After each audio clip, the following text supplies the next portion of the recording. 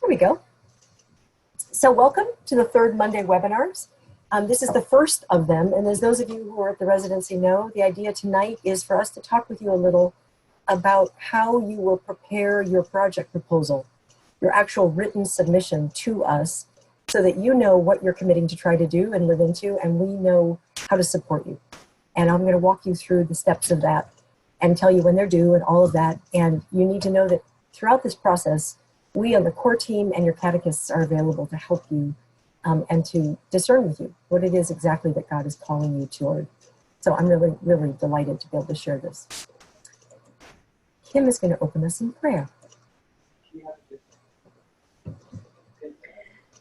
Loving God, through the waters of baptism, you draw us out of the captivity of sin and death into the freedom of new life in Christ as a beloved community of disciples.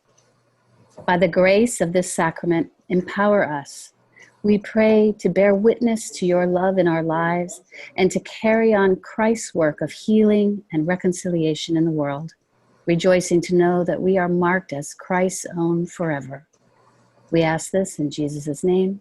Amen. Amen. By now that prayer is probably quite familiar to all of you, but every time I pray it, I feel as if it's becoming more realized. And that's the idea. So many of you probably knew of or maybe even met the late Verna Dozier. She was a remarkable lay educator in the Episcopal Diocese of Washington. She was a school teacher in public schools in Washington, D.C. for many, many years, but always taught Bible study faithfully in her own parish and began to write in her lifetime about lay vocation and about engaging the scriptures. So this is a quote I came across recently that I just love, and I think it speaks to what we're trying to do with Baptized for Life in a really beautiful way. So this is a quote out of a sermon she preached at the cathedral, the National Cathedral, when she was asked to preach for the consecration of Jane Holmes Dixon, who was a suffragan bishop in the Diocese of Washington. And I'll read it to you, even though I know you can read, but the words are so powerful for me. She said, "The Church of God is all the people of God, lay and ordained, each order with its unique vocation. The lay order to be the people of God in the world, to witness by their choices and their values in the kingdoms of the world, in the systems of commerce and government, education and medicine, law and human relations, science and exploration, art and vision, to witness to all these worlds that there is another possibility for human life than the way of exploitation and domination. And the vocation of the ordained order is to serve the lay order, to refresh and restore the weary souls with the body and the blood, to maintain these islands, the institutional church, where life is lived differently, but always in order that life may be lived differently everywhere." So that is our dream with Baptized for Life. We dream of your communities, your congregations, becoming places that, as they are already recognized as being something else, something different around you from what's around you, they become even more fully the places where people feel drawn to live lives of meaning and purpose. So this idea of raising up our calling, raising up our vocations, and honoring particularly the lay vocations of women and men and children throughout your community is really at the heart of our work. So we have a project. You will now, in the next few months, begin to prepare for this ministry project, this immersion into your sense of what it is you can do as a local community to create these lives of meaning and purpose, to invite lay people into these called vocations. And the process for project preparation has already begun, but it's focusing now through June through September. And as you discern, you will fill out a project proposal, which we're about to describe, and that submission deadline is October 18th. So you've got some time to continue the work you've been doing, to build a team, to finish, if you have not and you choose to do it, the renewal works process, to read some resources together, to study scripture together, to pray together, to listen to the members of your community and your neighborhood, and to continue to listen for what God is calling you toward as a ministry project for Baptized for Life. And then as you develop that vision, you will fill out the proposal, send it to us in October, and we will turn around with a project confirmation letter by November 15th. So right before Thanksgiving, we will be back in touch to say, we knew what was coming because your catechists have kept us informed, but we've seen it in writing. We suggest these slight tweaks, or we just commend what you've already named, and we celebrate this for you. And here is our commitment to you to walk with you into this new venture. That commitment will then be followed by the first distribution of your grant. And we'll talk in a moment about the grant process, but you will get one of two of your distributions by December 31st. And the reason for December is that allows you to kind of put it into the calendar year budget cycle, which most churches operate on. You will know how much you're getting when you get that confirmation in November, and you can begin to understand, where you want it allotted and how you're going to spend it. You certainly can spend your monies in advance and reimburse yourselves afterwards if the timing is such that that's what you need to do. But we will send you that first distribution December 31st. So, implementation, having proposed a process, having had it affirmed, having proposed a budget for the process, and having received a grant from us, you move into your project implementation. This is actually a fairly long period. So this goes from January 2020 officially through May 2022. Now, each of your faith communities is completely different from another. Your project may not go in an even sort of pace for all of those months, but that's the window of time that you have to discern how you want to work as a Baptized for Life ministry team. And some of you may decide, we want to pilot something. We want to try something for 3 months or 6 months, and then learn from what we learned and try it again, a second cycle. Some of you may say, we want to quietly and carefully build some leadership for a particular purpose. That may take 6 months or 9 months of study and prayer and mentoring. And then with those leaders identified and trained, we want them to then enter into some kind of process or ministry with some other people. Some of you may say, we've got this really key timeline to join a community venture. And the deadline for that is maybe October 2020. So we're going to do a lot of upfront building, and we're going to build up to this big event in October 2020. And then we'll pretty much be finished with the event. But then what can you do from October 2020 to May 22 in order to be learning from that big event, learning from that what it is that God is calling you toward as you continue to sustain lay vocations and lives of meaning and purpose. So there's a lot of different ways to implement your project because the projects are so different. But that's the big timeline that you'll be able to work in and to imagine what's happening. While you're living into your project, there will be some points of self-assessment and some points of sharing that assessment with us. So we're calling these mid-project learning assessments. Lily, as you know, who is funding all of us, is really interested in our learning. This is not a test. It is not a research project in the traditional sense that we've got a hypothesis that we're testing and we're going to know whether we succeeded or failed. The issue here is what can we learn in the unique context that each of you represent about how to form Christian vocations, Christian disciples who have confidence about their call. How can we form people who love God and follow Jesus into the work that God's calling them to do on a daily basis? And how do we do that at the small scale of a particular ministry project so that we can live out other versions of that into our future? So the mid-project learning assessment will be an ongoing process. You, we hope, in your local team will constantly be asking each other, what are we learning? Where is God showing up? What is the Spirit suggesting to us in our discernment, in our prayer, about tweaks or changes we need to make? Your catechists will be supporting you in that process. And the resource team, which the Lily Project calls the hub, all of the people throughout the church that are connected with our project, who are specialists in different areas of ministry, are available to you. They too will be checking in. If you've worked with someone on aging ministries, then you may have that person like Dorothy working with you to say, how did that workshop go? Or how was the book group that you organized in the retirement community? What kinds of questions were people asking? That will inform the next book you might choose. So we will be with you in that ongoing assessment process.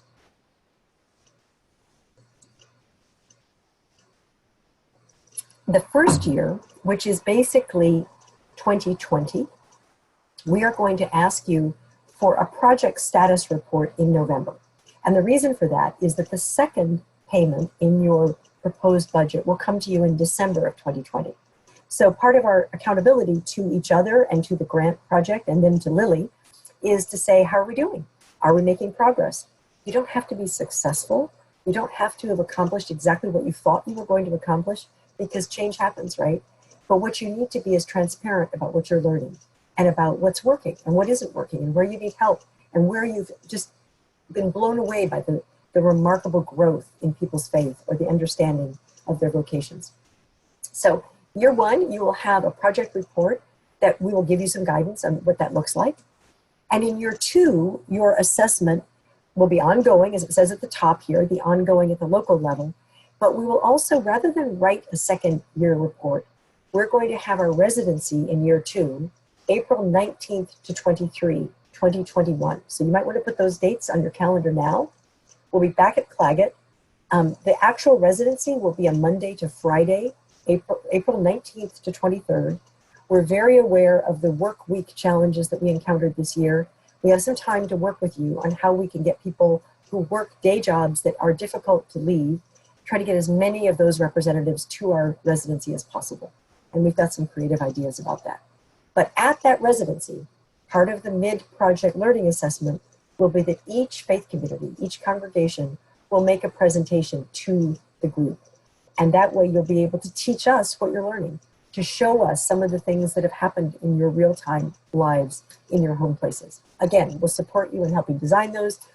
You can do them in any number of different ways, but your accountability will then be shared with the learning community that is the whole BFL VEA community. And I'm really excited about that format. Are there any questions? I'm going to pause there for a moment to make sure that this is making sense to people. And then I'll keep going. We will stop at the end to make sure there's room for clarification, as I said. But just type them in the chat box if you have any immediate questions. I'm going to go into more detail about the proposal in just a moment. Just trying to give you the time frame here. I don't see any, so I'm going to keep going. So those are the mid-project assessment points, right? We know what we're learning by stopping to reflect on it.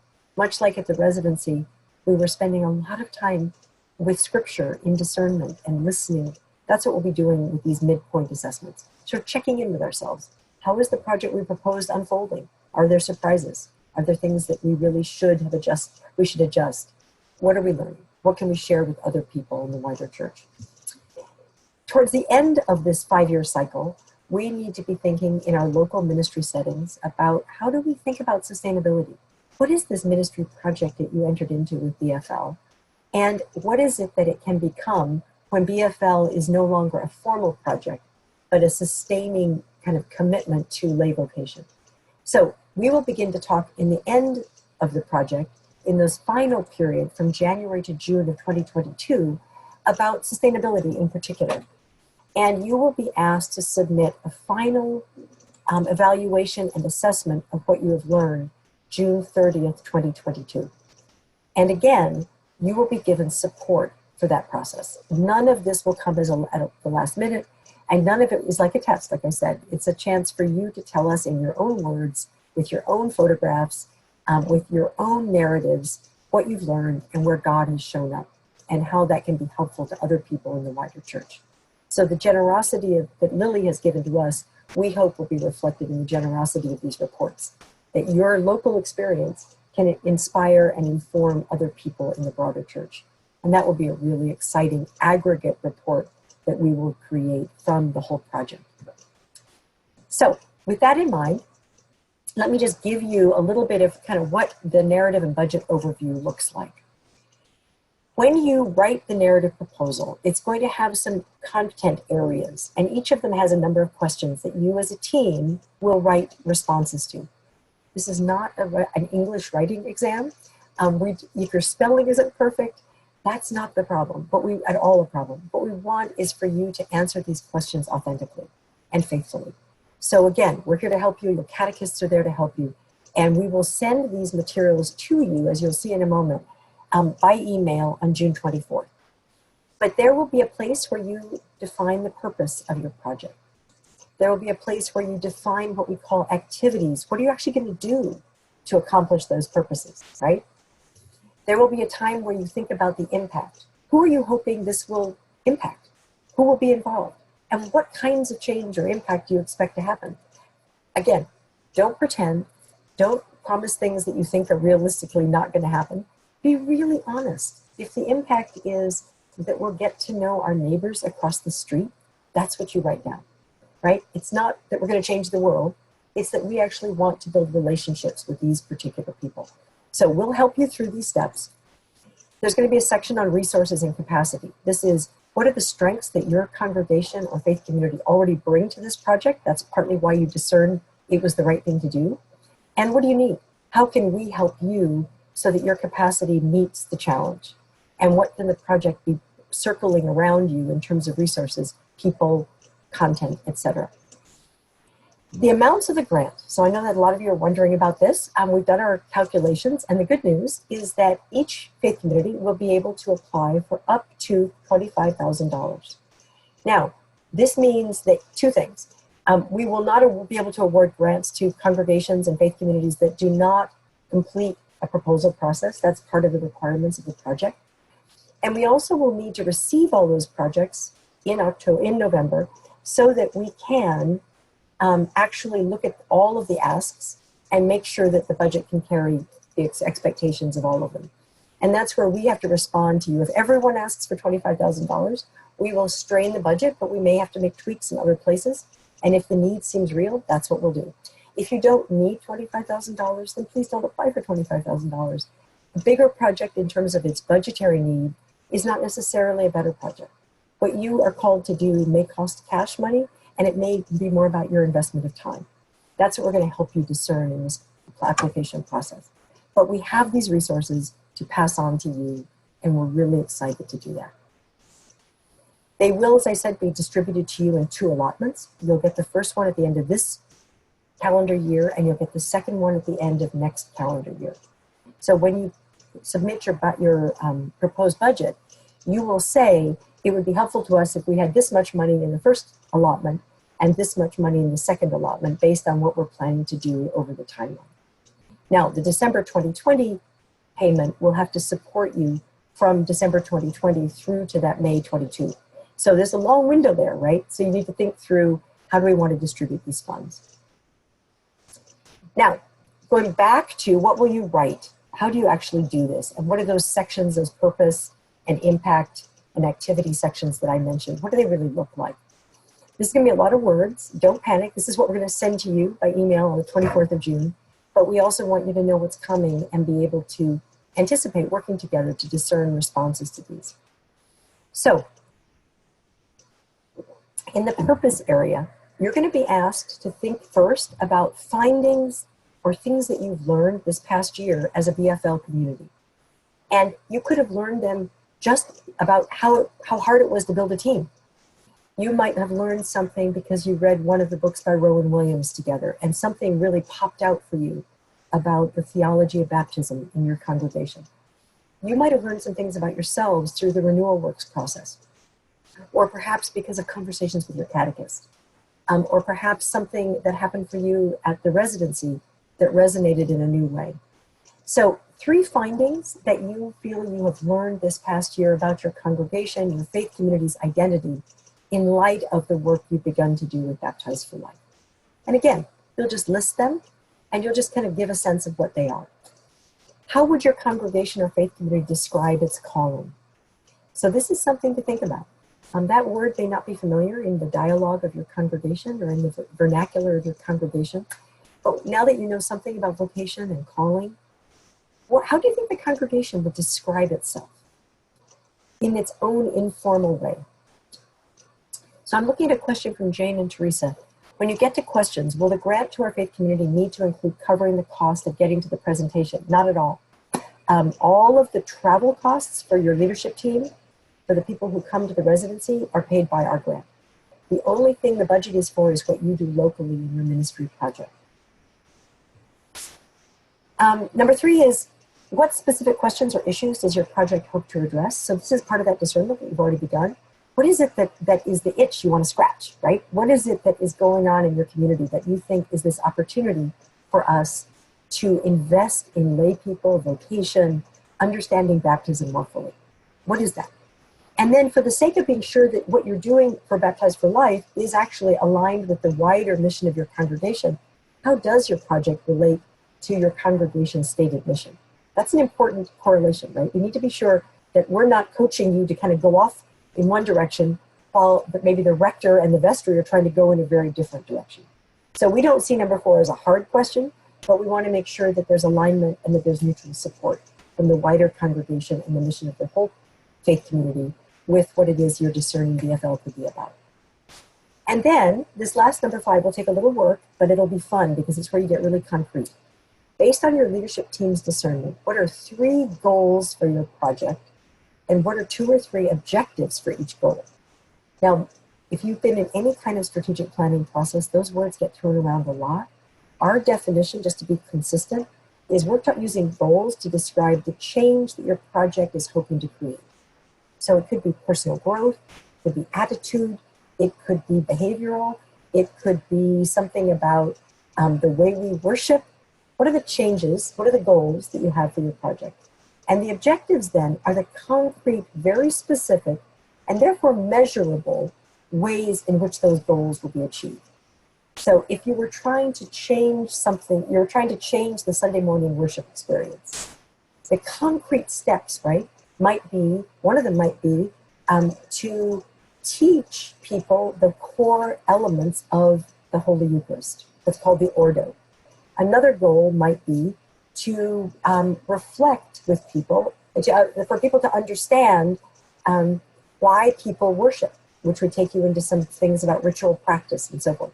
But you need sort of those building blocks for people to understand and practice and experience certain kinds of learning before the actual worship service will be changed. So that's going to be the big purpose questions of the narrative. Then you're going to have this activities section. You're going to say, looking at the objectives that you've identified, these things you're going to do, right? These actual measurable outcomes, and considering just the first year, so this 2020 window, what will be your key activities? What were the actual, like in March, we will get together to X. In April, we will Y. Maybe in July, we will, P, Q, S, T. But being specific about the activities that you were actually going to do. And see this little comment here, be sure that the activities align with those objectives. So you understand this, we're coming with a big purpose, we're getting some objectives, and now you're saying, how are you actually going to do it? What are the steps you're going to take to get there?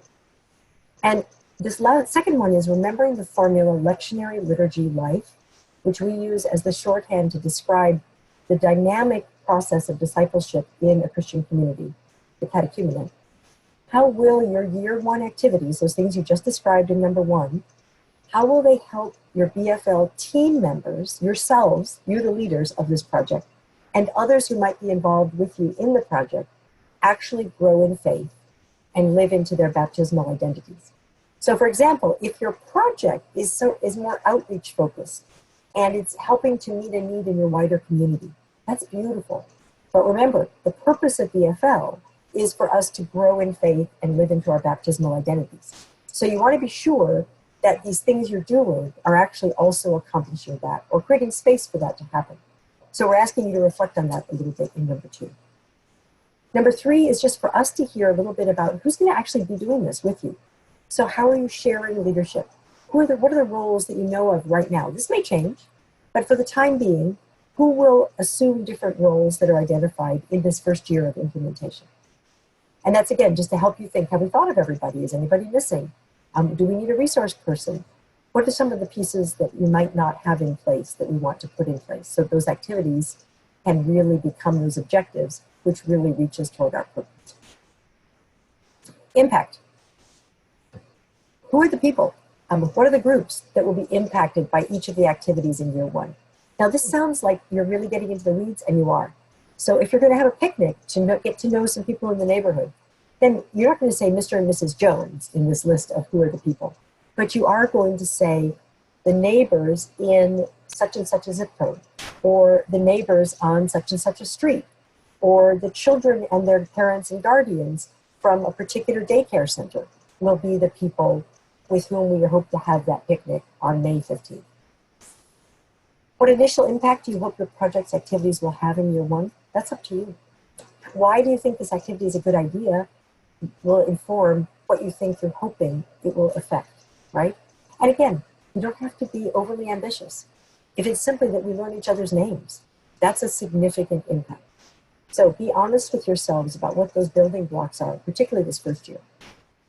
Then looking ahead, this is anticipating, like if everything goes the way you dream it might this first year, what intermediate or longer term impacts do you think you might affect? What are you hoping to create? What's the direction of the dream for your Baptized for Life ministry proposal?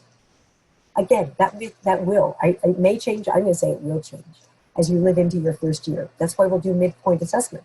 And you'll say, gosh, we thought X, Y, or Z. We're discovering it's A, B, and C.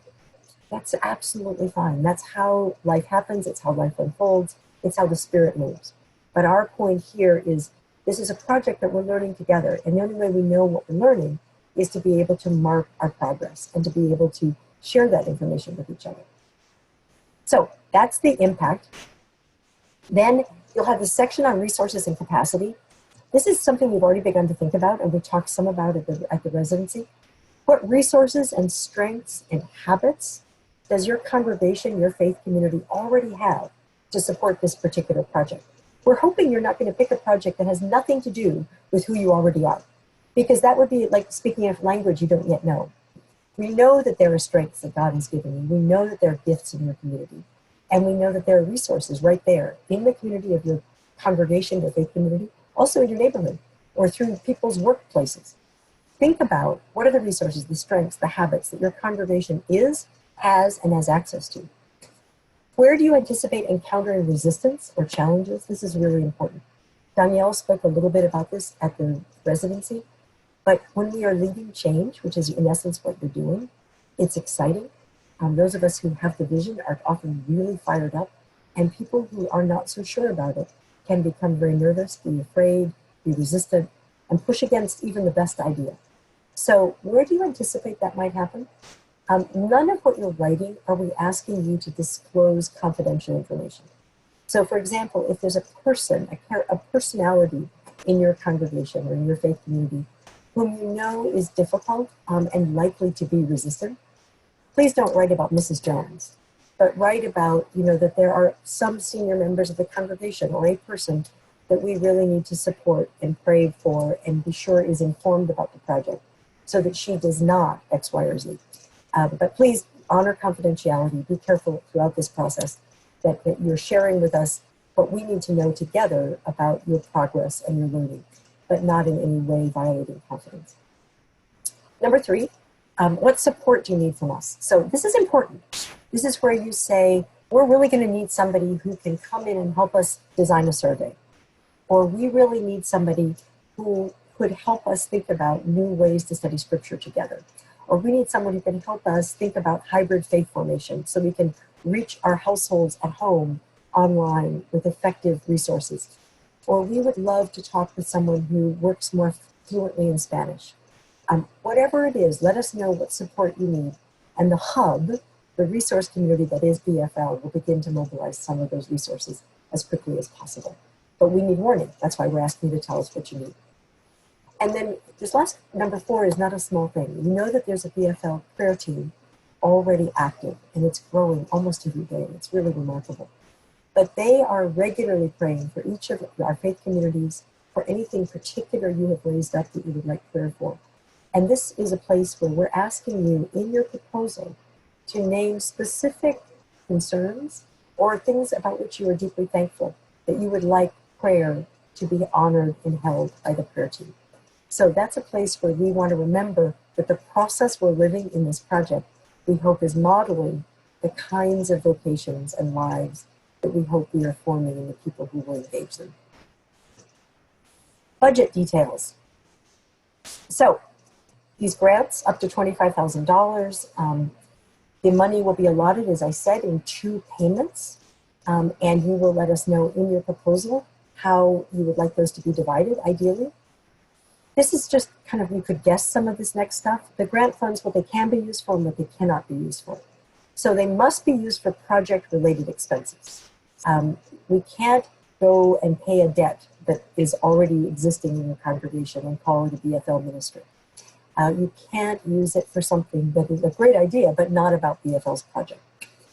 And you can use it for a lot of different things. This list is not exhaustive, but books, subscription, speaker honoraria, hospitality, travel. If one of you or two of you are traveling to some kind of training for this project, or you're traveling to speak on it, or so you're bringing someone to you to train you or speak to you, that travel counts.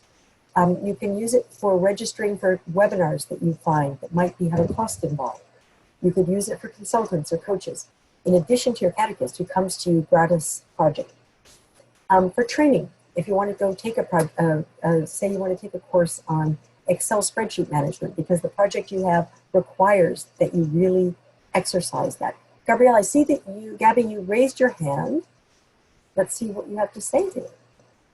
Would a labyrinth be considered a capital expense? That's a really, really good question.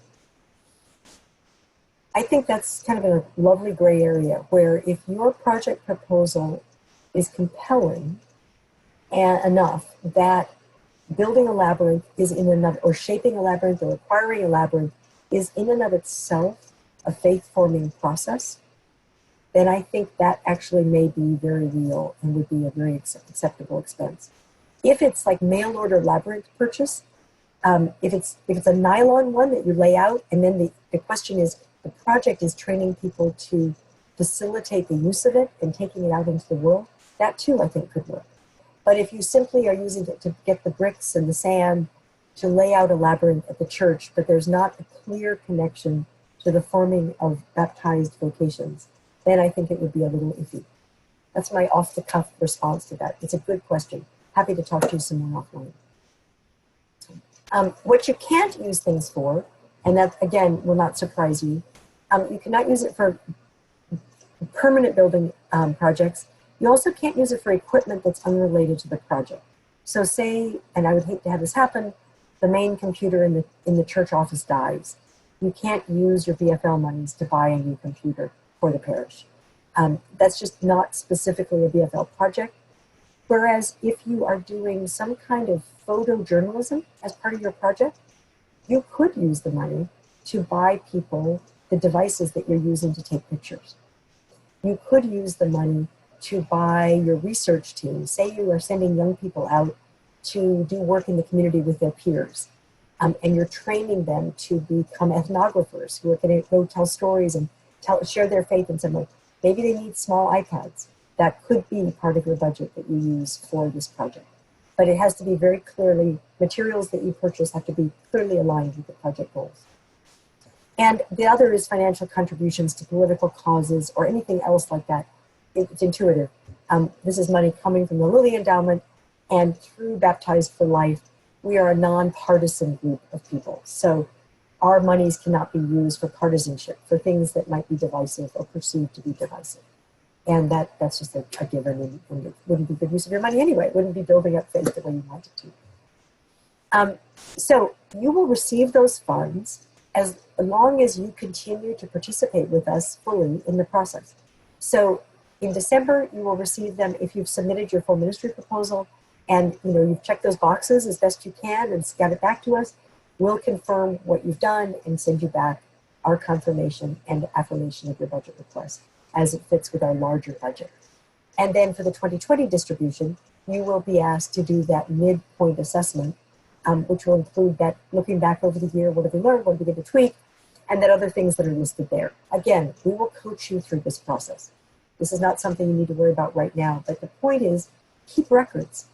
Write down your stories, take pictures, keep the story going so that when it comes time to tell it to us and to each other, you don't have to rack your brain and say, no, what did we do a year ago? I can't remember. And certainly keep your receipts. You don't need to turn in receipts for every dollar you spend on the grant, but your narrative needs to tell us, these are the big ways that we spent the money. And so we're looking for your knowing where it went. And it would be good for you to feel accountable for that locally. Okay, next slide. As I said, these requests for proposals will be emailed to you by Kim on Monday, June 24th. So you'll get the same information I'm giving you tonight in a really attractive format by email. that you can then begin to work with your local community, your local team to complete. Again, that's a long window, June to fall, and we're here to help you think it through. So this is lots more text, but I pulled from the original grant that I submitted to the Lilly Endowment and tweaked the language so that the verb tenses were not all in the future, they were more in the present, to remind me, and I hope to remind you a little bit about what Baptized for Life is, why we're even doing this, right? Because you're part of this larger enterprise, and it's really exciting. But I know this can be kind of daunting. So I just wanted to sort of help you remember that we are a collaborative initiative that is between the VTS formation well, that's what Lilly calls the resource hubs, an innovation hub that is located in the Department of Lifelong Learning at Virginia Seminary, and now 18 congregations, faith communities in 7 Episcopal dioceses. The initiative is rooted in research and resource development. It supports congregations as they equip individuals of all ages to acquire a more fluent language of faith and a bolder confidence to live into their baptismal identity, truly believing that they are loved and made new in Jesus Christ. So then it goes on through inspiration. We are going to nurture the congregations as they listen deeply for the still small voice of God in contemporary life. BFL facilitates the exploration of Christian practices as revealed in the historic catechumenate. We believe that such practices can be taught and be expanded upon and sustained in local settings by both lay people and clergy, fostering the discovery and exercise of Christian vocation. It's our working assumption that practices of Christian discipleship create fertile ground for vocational discernment, for hearing one's call, and that the Episcopal Church has rich, underutilized resources in the Bible, the Book of Common Prayer, and our gathered sacramental communities to form courageous Christians in vital congregations. So your local project will be part of making that happen. That's the invitation. I hope it's a gift. I hope it's something that you're excited about. And I know that I am honored and really excited, and Kim here with me as the project coordinator, to be supporting you in this. Questions? Where are you? Have we overwhelmed you?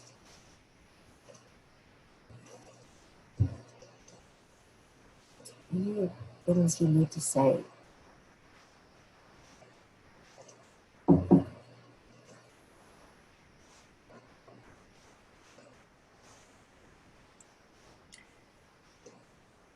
Lisa, do you want to try and open everything up to panelists? Yeah, I will try. Let me see if I have that option. Oh, wait, someone's asking something. Let me see. We set this up as one form of webinar, and Actually, I can promote people to panelists. okay, there you go. Go for I it. will go through and click everyone. Gabby! You have it open. See, I have the slides open. Oh, thanks. So then what you're going to want to do is you're going to want to be sure that you click. I'm going to stop sharing. Aha! This is so much fun. That's right. She's giving there. Oh, look, there's faces. Perfect. I have a new Lego set. An airplane Lego set. You're playing your Lego set. Yeah. So if you don't want to be seen, kill your camera. This is the other. If you're still in your pajamas or whatever. He's in his pajamas. I haven't gotten there. And we have new sprinklers. Yeah. New sprinklers. I did have one question. Could some of the BFL grant be used to pay for grant writing classes? Yes. For other further grants? Yeah. Or is that like, yeah? No, I mean, if there's that a way, would be okay? Yeah, because that's a part of sustainability, right? So you would frame it as part of your sustainability vision. Yes. Well, so think it through in terms of how it fits what you're doing. This is so fun. People are showing up. Can you all see each other? Hi, everyone.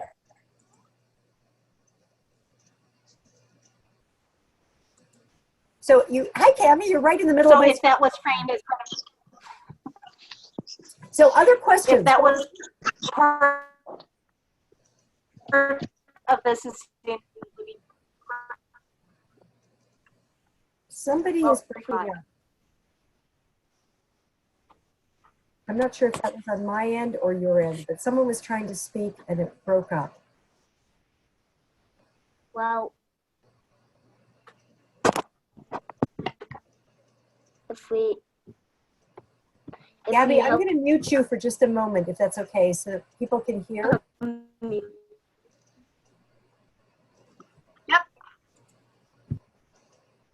Here either. Other people, questions? It's just wonderful. So Larry Aaron is here on the VTS campus as part of his doctoral program right now. I've barely seen him, but now I'm seeing him on the screen. It's lovely to see your faces. Questions? Was that clear? Did you get a sense of the steps and the timeline and the process that is involved? Yes. Okay. And again, this is a learning process, right? So if your team starts to work on this proposal and you just hit a wall, tell us that. Mm-hmm. Don't get mad and say, this is stupid, we're going to quit. And certainly don't say, you know, contact us and say, we don't know what you're talking about here, or this is really difficult, or can you explain this to us? And maybe we asked the question poorly, or maybe there's a different way that we need for you to express something. Each of your projects and your contexts are so different. So it's really important that this process supports you and supports the larger project. So it's kind of this paradox of accountability and creativity at the same time. But take it as an invitation to go deep and to learn as you go, and know that it's, we're learning too. So we're really open to feedback. Thank you. Feels very supportive. That's great to hear. I just love seeing people. It's fun to see everybody. Anybody want to tell us what the weather's like where you are, just since we're here? It's pouring rain again outside my window. Hi, Marna. Beautiful in Portland, Oregon. What's it in Oregon? It's beautiful in Portland, Oregon. And I was in New Orleans a couple days ago and it was pouring rain and it took me 2 days to get home. So I'm very happy about Portland being nice and calm.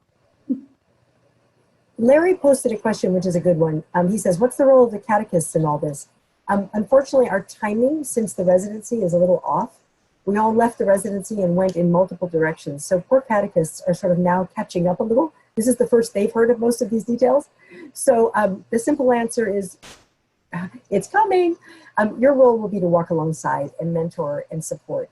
But we will give more, we're going to have a catechist meeting soon and you'll get a lot more information and get a chance to kind of nuance that with us.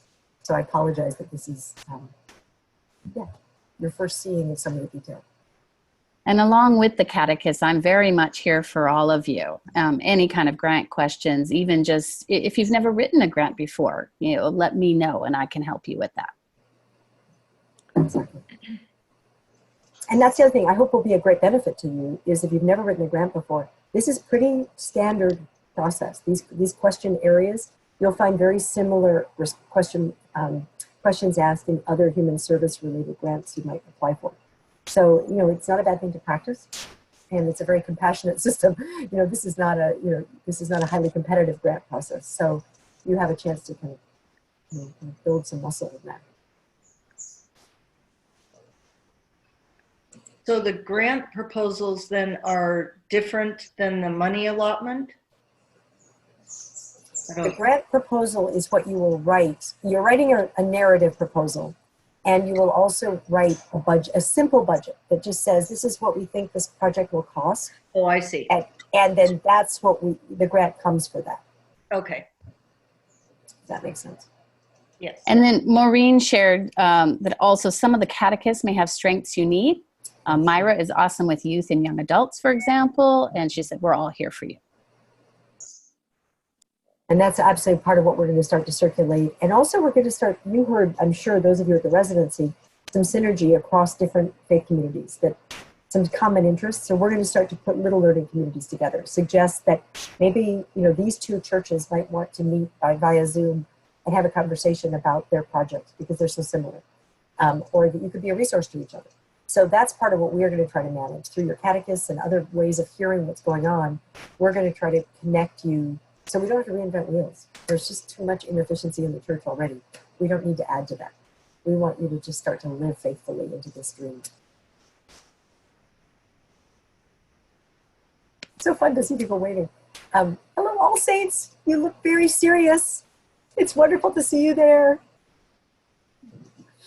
If we're finished, we don't need to keep you online longer than you want to be here. But I want to be sure your questions get answered and you have a sense that you're part of a larger event, which is why we wanted to have you all see each other. Lisa, I have a simple question. This is very helpful. I'm not offended that this is the first time I've seen it.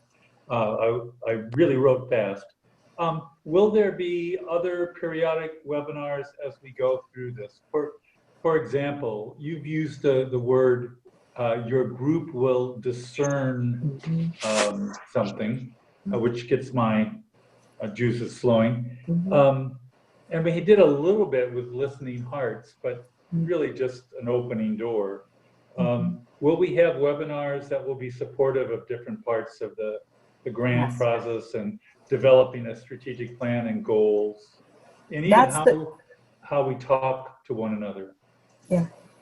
The simple answer is yes. So what we're planning right now are these third Monday webinars for at least June, July, August to launch this process of your proposal writing and your discernment process around your project.